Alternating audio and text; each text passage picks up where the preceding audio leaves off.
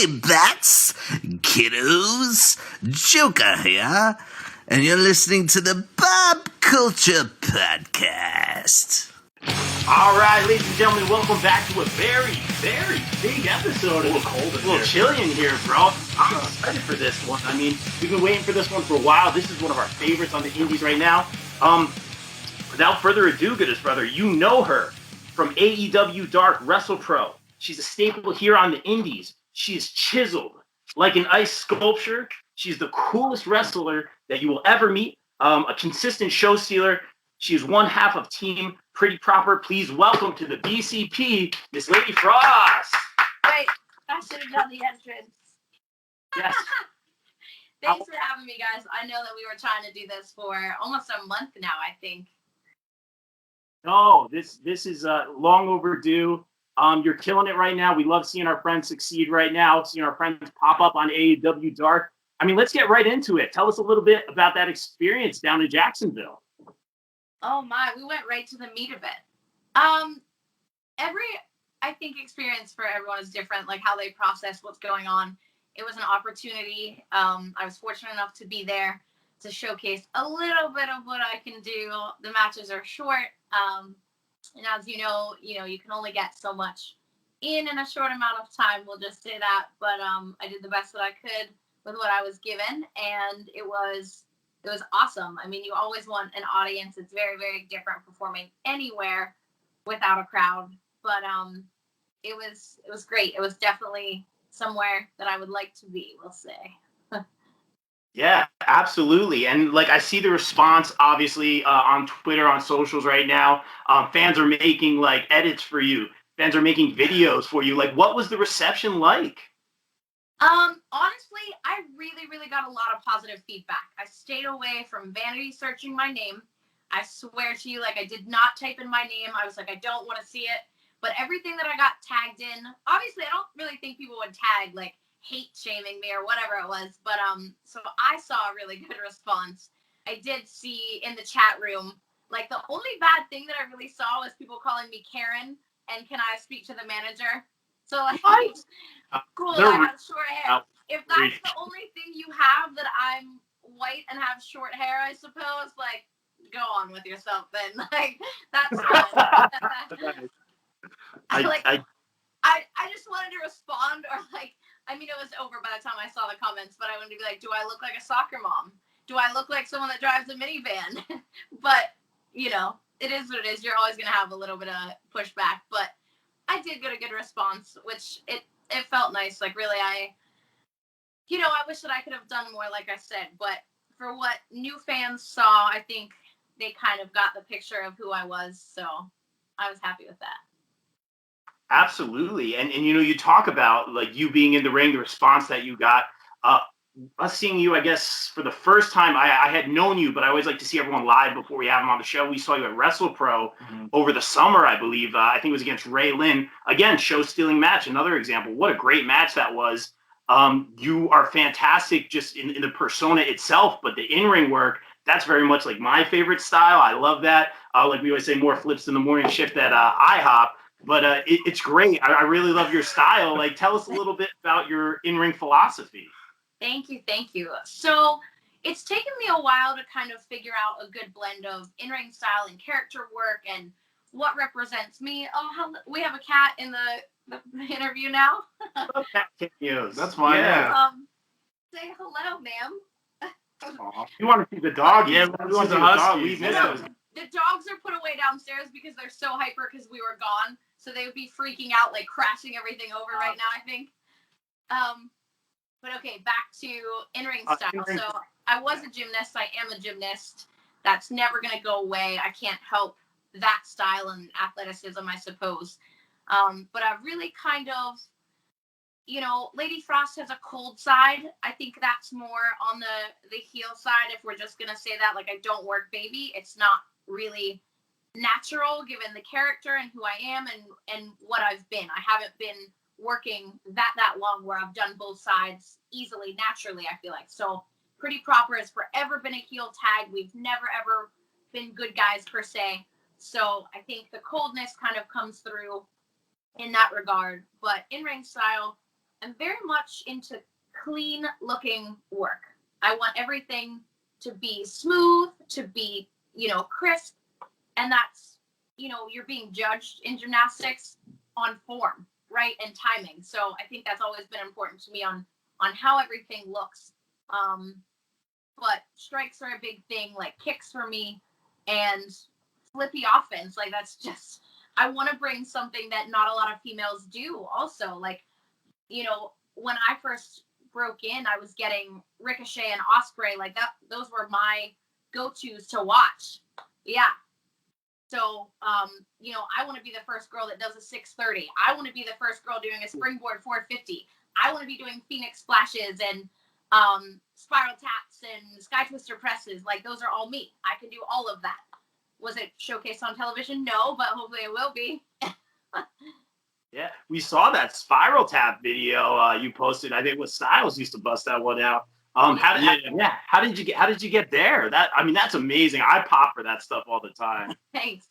So I think I wanted to start pushing a little bit of what I'm capable of, because you don't always get to showcase that stuff. But and especially if it's going to be like a finishing move and you're not going over in a match. We were talking with Trey Miguel for a while to just go down and work on some tag stuff, because the Rascals were huge in Impact and had such creative offense. And we really wanted to go and just, kind of pick their brain and get some good work in. So we didn't make it down there until this week. So we drove about 3.5, 4 hours to Ohio to go train. And we had a lot of like one-on-one time actually. And we were just messing around, like got the crash pad out. And I said it was something that I wanted to do. And I just did it. Like that was the video. It was probably like the second attempt. The first one, like the bump wasn't as clean, but I did like 5 of them. And I was like, okay, there's no body here. I got it. Like everything's there mechanically. It's really hard to like land on nothing when there's not a human. You know what I mean? But I was just like, I'm gonna try this, and that was that. I love it. Like I said, I always pop for that stuff. And you touched on this earlier in the interview. You talked about not being baby. It's crazy to me because, and again, if it ain't broke, don't fix it. It's perfect. But we talk about the persona. What's cooler than being cool? And you're killing it right now. The in-ring work speaks for itself. But let's be real here. Like at Goddesses, and this is not a knock on anyone else. Like we love all these girls. We love everyone showing up. But after intermission, there was still a line at your table. There was still a line for the snow globes. I just picked up a sticker in the mail. What does that mean to you to still, as a heel, get that fan response? It's incredible. I think right now the fans understand that we are humans. We're people. And as much as, Lady Frost may have characteristics of who I am in real life, I think the fans are why we do this. And I want them to understand that and to know that. And when I get in the ring, it's a fight. With the fans, it's not really a fight. Like, I respect that they're there to see me as a performer, and what I'm doing is an athletic performance, whatever anyone wants to call it. We do this predominantly for the fans. And I think social media presence kind of lets people see, like, I love engaging with my audience. If not, like, what are you going to do? You're just going to sit at home and not talk to anyone, right? Unless they're other wrestlers, and that's no fun, and they don't pay you and come to see you perform. So I think it's important there's like a realness and authenticity to fan interaction. And then once you're in the ring, that's a character that may be someone else. Yeah, I love it. Like we always say here, it's like we had the attitude era, we had ruthless aggression. Now we're kind of in that reality era, that social media era. Nuna, what do you got for me, man? So you were talking about philosophy before. How'd you come up with the Lady Frost character? Like, how did that all come about? If we're being honest, my first match was on WWE, and they named me Jamie Frost. Oscar. Yeah. So, my name was Ellie Fredericks, actually, and that name was very, very important to me, and I picked it for very personal reasons. And they named me Jamie Frost, and I was like crushed. I was like, no. But here we are. So my husband and I do the lady and the gentleman gimmick anyways. And I just changed Jamie to Lady. And it felt appropriate. And Frost, I didn't know if it was because of my hair or what it was. And then I just started embodying like all of those traits and what it was to me. And that's, is it being cool? Is it being cold hearted? And like, it kind of worked with the time period and the steampunk time travel gimmick that my husband had. And we made it authentic to us. Like, that was just a lady and a gentleman made sense to us the most. And then, the more character work you do, the more you kind of understand what you're going to become in the ring. Absolutely. Well, it's working. It's a grand slam as far as we're concerned. And let's talk about Hubbykins a little bit. We had the pleasure of meeting him again at Wrestle Pro. Like we were literally like walking up to the event, and we're like, he looked kind of familiar, and he's just nicest guy in the world, saying hi to everybody. And then sure enough, he was with you at the table. I have not seen him live yet, but I've done my homework, seen a lot of your guys' pretty proper matches. Obviously, the Proper Pooches, as you guys say. Tell us a little bit about the Savage Gentleman and being married by Mick Foley? Yes. So the amazing. Savage Gentleman, yeah.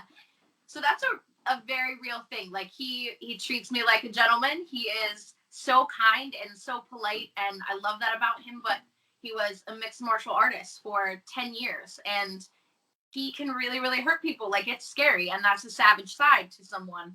So that's kind of where that came from. But he's been wrestling longer than I have. I started like managing and bellying him, but in real life, we've been together almost 5 years, and the Mick Foley thing kind of happened at a show where we met and we hit it off, and we just kept in touch. We worked 2 shows together. That's where the snowball fight actually came from. Okay. It was over, about 2 years ago, a little over. I think that's the first time I used that flipping cannonball, and the first time we used real snowballs. So it was like in the middle of a blizzard.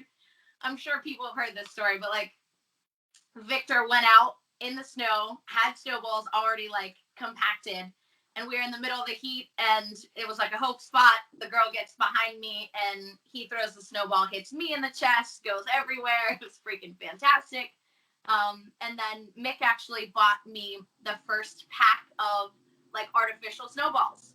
He sent them to the house. Yeah, he's incredible. So, but yeah, he married us. All of the groomsmen got a Mr. Sacco from the bridesmaids. It was a good time. It's fantastic. That's great. That's amazing. Oh yeah, we got our Mr. Sacco right here. The deal. That's cool. You guys make me believe in love again. I think that's amazing. And more importantly, tell us about the Proper Pooches, who we did see at Goddesses. I believe I think they were watching your match, because they were totally reacting and like barking. I think they were concerned. Tell us a little bit about that. That was awesome. I think the only concern, like the only time I heard it was Lumi who barked, was when I think I got like kicked in the head. It was like a roundhouse straight to the face. But yeah, I think they were watching for sure. They were there at both shows, which was nice because it was outdoors. We were trying to socialize them. They're quarantine babies, so they didn't get to meet a lot of people when they were young. But yeah, the second Wrestle Pro show that I wrestled, I don't know if you guys were there. Ollie actually got up in the ring with me for my entrance. No way. Yeah, and you missed Savage Gent too because he wrestled that show. Oh, but yeah, it was funny because the promoter, Kevin Matthews, he was like, so you're gonna work babyface, and I was like, are you sure that's a good idea? And I was like, okay, whatever you need. And I was like, I have a dog. This is perfect. I'm instantly gonna be babyface if I bring the dog out with me. So that's what I did. Ollie and I came out of the curtain, and everyone was really pumped that I had a dog, and I was like, oh, this is great. We're good. So love it. Yeah, I love it when people tell Cam stories and they do the voice. I was waiting for the voice, but we love Cam. Shout to him. He's fantastic. You guys are killing it right now. And I have to ask you this. Obviously, I did get a call, the match between you and Riley Shepard. You ladies have been main eventing. You ladies have been killing it in Goddesses. A little bit of that ice bucket challenge. My first time on commentary. I appreciate all you Goddesses for letting me be a part of that. The puns were flying left and right. I haven't gotten to see it yet. Don't spoil it for me. Okay. I have not gotten the footage from that match, and I'm excited. I don't know if it just felt better than it came off, but I hope it came off better than it felt, because it felt like it was a good one. I was gonna say, I mean, hands down, match of the night. It was great. The cannonball or the snowball fight, I should say, into the chair. Best moonsault on the Indies. Best moonsault in the business right now. I love it. The temperature drop. But I wanted to ask you, how do you feel about all those puns? Because you know you're gonna get them. How do you feel about all those puns? I think it's great. Like, I do. It's Okay. so cheesy because in real life, like, I'd be like, oh my gosh, like, I think it's ridiculous, but it's natural. It's become something that, like, is integrated into the character, and whatever gets people involved and talking and, like, a part of what you're doing, that's what's important. Absolutely. Well, you ladies have absolutely been killing it. I absolutely want to see more of you involved with AEW. You're shooing. I want to see you working with Riley a little bit more. I'd love to see you in Synergy. Colin, if you're listening, Lady Frost, I've been in his ear a little bit. So let's see if we can make that happen. I just spoke to him. Real? Oh, really? Ooh. Little T here. Okay. That's But thank you for the shout out. Oh, please. Of course. It's so great. So they, like, the eyes emoji has been going around Twitter. Like, if someone wants to get booked, they just put the eye emoji. They're like, oh, looking for new fresh talent. Someone retweets it with, like, the eyeballs. So Casey actually said, like, I'm looking for someone to challenge, first challenger. And, like, I put the eyeballs just as a joke. I was like, does this work? Is this going to get me booked? Meanwhile, I would never obviously seek out a booking that way. And we had spoken last year, I think, actually. So I was like in the DMs, I was like, I would never put the eyeballs to get booked, right? It was a joke. But I guess it kind of worked anyways, because like 6 people under my eyeballs put their eyeballs and they're like, absolutely, let's do it. So, Twitter. That's it. No, but the fan response, I mean, all joking aside, it speaks volumes. When Colin was slowly announcing the GSI matches, I would like guess him. I'm like, oh, I guess we can chill when we talk about this. Kind of like I was giving him like hands and like putting it in his ear and doing all that stuff. We tried, but you're absolutely killing it. Obviously in ring and more so outside of the ring. Correct me if I'm wrong. Virtual Basement is coming out with a stellar video game. I actually have the opportunity to review all the 2K games. So Virtual Basement, if you're listening, we need to talk. But I believe Lady Frost will be featured in that game with a lot of our friends. Yeah. So Victor and I both signed an agreement with them. We're just waiting on characters and whatnot. It's been quite some time. Virtual Basement, hint, hint. Yes. I want to say we were in talks even before quarantine when they started announcing everyone. Like, it was last year, I feel like. So hopefully everything that's going on now, they're kind of like, they have incentive to bump our characters up. Yeah, absolutely. I'm excited for that game. A lot of our friends are in it. That's going to be amazing. Nuna, what do you got? All right, so we talked about your origin of your character. What's the origin of you as far as wrestling? Were you a fan growing up? Who were some of your influences? Who were some of your favorite wrestlers? I was not really a fan growing up. My grandfather was a wrestler. I don't talk about it a lot. He actually tagged with Bruno Sammartino for a little bit. Oh, really? Yeah. Wow. So I went to some live shows, and sporting events were always like on in my house, but as far as like watching it, I was a gymnast. That's all I did. We trained 4 days a week, 4 hours a night, and then had competitions on the weekends. So I was very consumed and dedicated to that. But then the Savage Gent came around and he was like, so I'm doing this thing. And I was like, you're what? And we went to a live show and I was like, what is this? But it's a live independent show. Like, we went to an indie and I was like, oh boy. But honestly, and this is going to come back to bite me in the ass for sure. But we went to a house show and we're front row and I see Charlotte come out and do like a front walkover into the split. And I was like, who is this? And then, like, obviously, who Ric Flair is. So he, like, gives me the scoop, and I'm, like, watching this match. I don't remember who she was wrestling, but I was like, I could totally do this. And, like, you don't realize, like, to me, she's one of the best in the world. But, I'm just sitting there athletically looking like, oh, yeah, my body could do this. And then I started training, and I was like, what the hell? Like, there's no way I'm ever going to come close to being that good. But, you just keep training, keep grinding. And she was definitely one of the first females that I was like, holy cow. But yeah, as far as being a fan forever, I wasn't. So. Well, I mean, if you think of it this way, you and Charlotte both have it in the genetics. So, I mean, that would be a great match. And a little bit of a fan kind of question here. We got a lot of fan questions. We want to be respectful of your time, but I would love to see you take on Charlotte. I would love to take on Chris Statlander. I think that would be a phenomenal match. I would love to see you. Wait, I'm going to interrupt you because I would too. Chris Stat and I actually were slated to have a match at WrestlePro last year. And then the world shut down. I guess it was March, I suppose. March or April. It was scheduled for.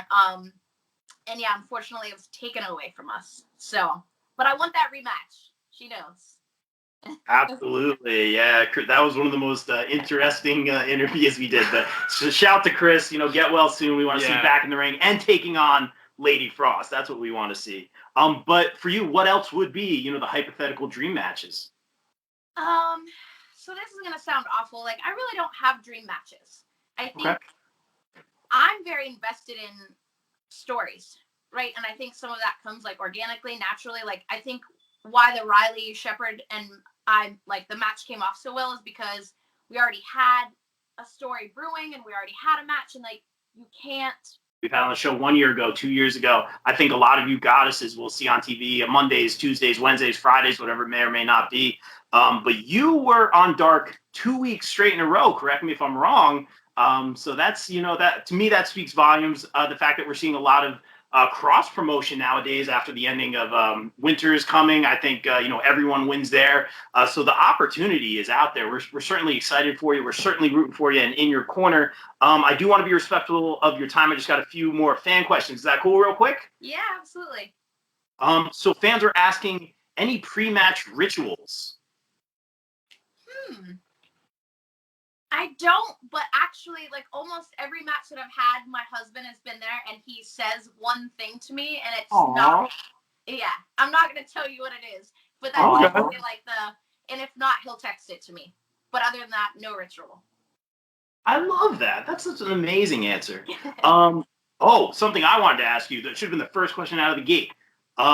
I wanted to ask you, I believe you make like a cheesecake cookie brownie, something that you posted on Instagram. Are you like a big baker? And tell me about that specific dessert, because that looks amazing. So we love food in this house. Like, we really do. Everything. I love to cook. I'm not the greatest baker, but what I do make is really good. I stay in my wheelhouse. That's important. Even in wrestling, like, there's certain things like you don't want to watch me grapple for 10 minutes, right? Like, it's just not my wheelhouse. And sure, it's okay, but like, top rope is better. So baking, I stay in my wheelhouse. The chocolate chip cheesecake is simple to make, believe it or not, but it's chocolate chip cookie, cheesecake in the middle, and then chocolate chip cookie on top. And then you cut them in like little cheesecake bars. The other one is a brownie stuffed with, it's so good. I know, I'm like blowing myself up here. I'm like, the brownie was stuffed with Oreos and Butterfingers. And then more brownie batter on top. Yeah.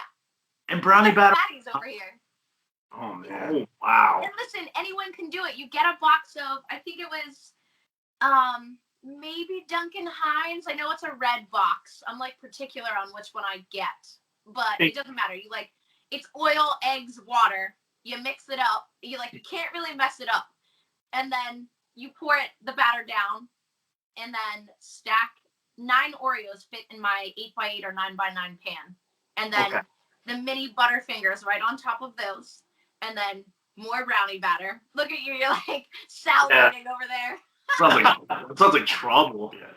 Yeah, it's trouble. We go hard when we have cheat meals. Like, we eat, and we don't post like what we eat all day. So people are like, oh my God, you eat this, this, and this, and you look like that. What you don't see is what we eat for every 8 meals of the day. You just see when we go hard for cheat meals. But that's awesome. I mean, I can make like a cookie brownie. That's like the extent, so I got to try some of this. It's good though. And the Butterfingers for the husband, right? Is he getting endorsed by Butterfinger? What's going on? We're trying. They were in the DMs. We're getting a shipment, like a box they're sending us of goodies. So really? Like, who knows for him? Yeah. Don't lay a finger on his butterfinger. And I wanted to ask you this. Ever since I've heard you speak, do promos, do interviews, you have a fantastic voice. Did you ever think about doing any sort of voice acting or anything like that?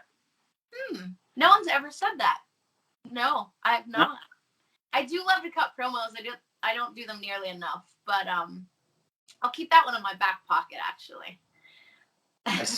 I see it. And again, thank you, Mrs. Frost, for a few minutes of your time. We really do appreciate it. Before we get out of here. Are we done already? I feel like this is the quickest podcast we've ever done.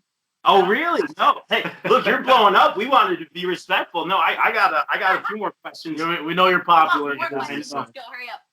It's getting to that point now. We're just like starting to say goodbye to people for good reasons, because things are happening. But I wanted to ask you, you've been so successful already. We love seeing you on AEW Dark. Like when we see our friends or people we work with pop up with literally standing ovations in our living room. It makes me feel like dreams come true. Dreams are fulfilled, and I love seeing people work hard and get what they deserve. What advice would you have to some up and comers right now that are trying to get over or get to that next level right now?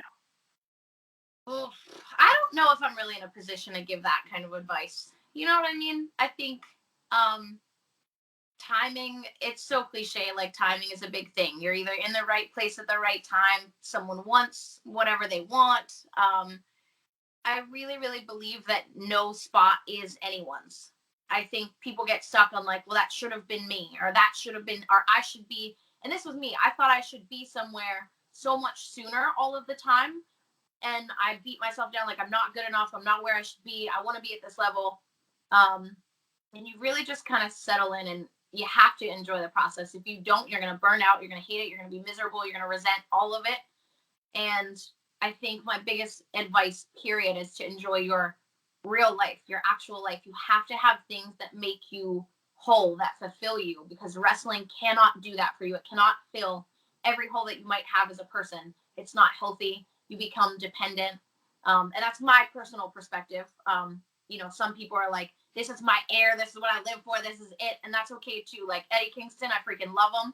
His promo when he came out and said that, like, that's it. Like I got chills. I'm like crying. Like, no, Lady Frost doesn't cry. She's cold-hearted. But she does get chills, bro. Yeah, it's different for everyone, but I really do think it's healthier. It's a healthier way to have other things that fulfill you other than wrestling. I love that answer. That's fantastic. Yeah, that was very well said. That was great. And as we said, like family first all the time. That's amazing. Being kind, like in real life, being kind. That'll get you places. And and you're living the dream right now. And we wish you obviously continued success moving forward. But before we get out of here, we have to get that shameless promo. And you have some great merch. I love like the unique merch. I just ordered a sticker. We have the 8x10 hanging here in the Bob Cave. And the snow globes, like tell everyone where they can get the merch, all that good stuff. So most of the merch is on ladyfrost.bigcartel.com. And I have the new 8x10s and the new gear. I have stickers, holographic stickers, and I have snow globes that have a little picture of me inside, and I will autograph the base. But they're pretty rad. They're plastic, so they're not glass when I ship them. Like, you don't worry about anything shattering. They do have snow in them, and I'm inside. It's pretty cool. I'm just going to say it's unique. If anyone comes out with a snow globe, like, we're fighting because that one's mine. But yeah, Big Cartel right now is the only place that you can get anything. My shirts are sold out, but we have a collab coming very soon. So keep an eye on the Twitter. We might have a new shirt dropping somewhere. And then I'm Real Lady Frost across the board. Facebook, Instagram, Twitter. I think that's all I have. Yeah. Those places. Love it. That's amazing. Colin, if you're listening, I know you're listening. Casey versus Lady Frost for the crown. Make it happen. 2021. Lady Frost, thank you so much for a few minutes of your time. Stay safe out there and continued success moving forward. Thank you so much. You guys as well. Thank you so much. All right. And like we always say here on the BCP, everyone stay safe, stay positive, take care of each other, and stay frosty. We're out. Peace.